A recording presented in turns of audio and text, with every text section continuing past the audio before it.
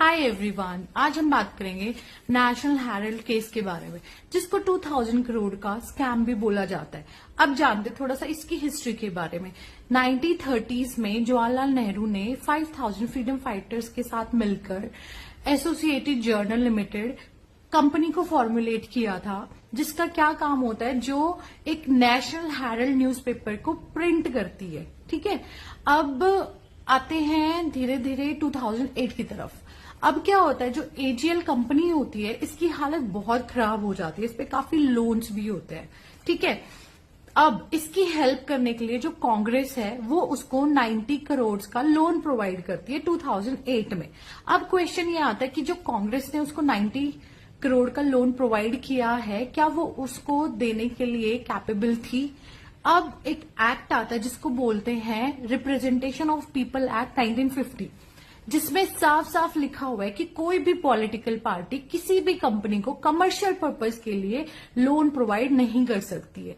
यहां पर कांग्रेस ने उसे 90 करोड़ का लोन दिया था। ठीक है, अब धीरे धीरे कुछ टाइम के बाद क्या होता है कि ये कंपनी न्यूज़पेपर को प्रिंट करना भी बंद कर देती है, जो कि नेशनल हेराल्ड न्यूज़पेपर को प्रिंट करती है वो बंद कर देती है। ठीक है, अब आते हैं 2010 की तरफ। 2010 में एक एंटिटी बनती है जिसका नाम होता है यूथ इंडिया लिमिटेड।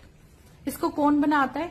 इसको राहुल गांधी एंड सोनिया गांधी मिलकर बनाते हैं। इस कंपनी में 76% शेयर राहुल गांधी और सोनिया गांधी का होता है। अब ये कंपनी क्या करती है, जो जवाहरलाल नेहरू और फ्रीडम फाइटर ने मिलकर जो कंपनी बनाई थी एजीएल, ये उसको टेक ओवर कर लेती है, बट सिर्फ 50 लाख रुपीस पे उसको टेक ओवर कर लेते। टेक ओवर पॉइंट के बाद यहां पर दो चीजें बहुत लाइमलाइट में आती है। पहली चीज कि जो 90 करोड़ का लोन था वो एजीएल को वापस करना है कांग्रेस पार्टी को। सेकंड चीज, जो उसके पास 2000 करोड़ की एसेट्स है वो उसके पास कहां से आई? तो जब 1930s में ये एजीएल कंपनी फॉर्मुलेट हुई थी तो वहां पर गवर्नमेंट ने उसको बहुत नॉमिनल प्राइसेस में प्रॉपर्टी दी थी ताकि वो अपना प्रेस का काम आराम से कर सके। ठीक है, अब बहुत फोकस करने वाला पॉइंट आता है कि जो एजीएल है पहली company, second Indian youth limited, third is Congress. इन तीनों चीजों में who is the main decision maker? Rahul Gandhi and Sonia Gandhi is the main decision maker. ठीक है, अब 2012 में सुब्रमण्यम स्वामी ने इस केस को उछाला। ठीक है, उसके बाद जो टैक्स डिपार्टमेंट है, ईडी है, सुप्रीम कोर्ट है, उसने उसमें जांच शुरू की।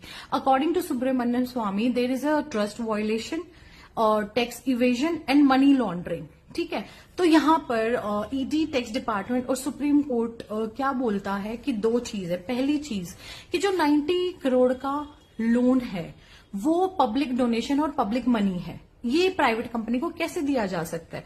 और जो दूसरी बात थी कि 90 करोड़ के लोन को आप 50 लाख में कैसे वेव ऑफ कर सकते हो? ठीक है, now you guys tell me, like is this case is on merits or not, or it just a simple agenda or issue between BJP और कांग्रेस?